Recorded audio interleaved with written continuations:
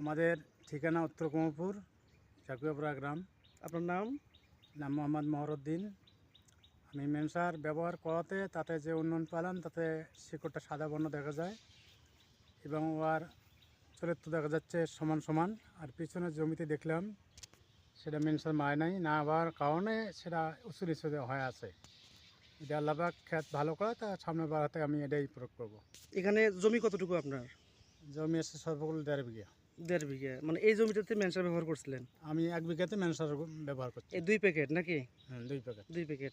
আপনার ডান হাতে যে ধানের গোছা দেখা যায়, এটা মেনসার ব্যবহার করা? এটাই ব্যবহার করা। এটা ডান পাশাটা শিকড়গুলি কি দুধের মতো সাদা নাকি? দুধের মতন সাদা।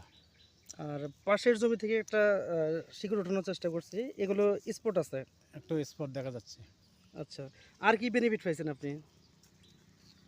গাছ কি এখন গাছটা সমান সমান দেখা যাচ্ছে, ভবিষ্যতে আল্লাহ পাক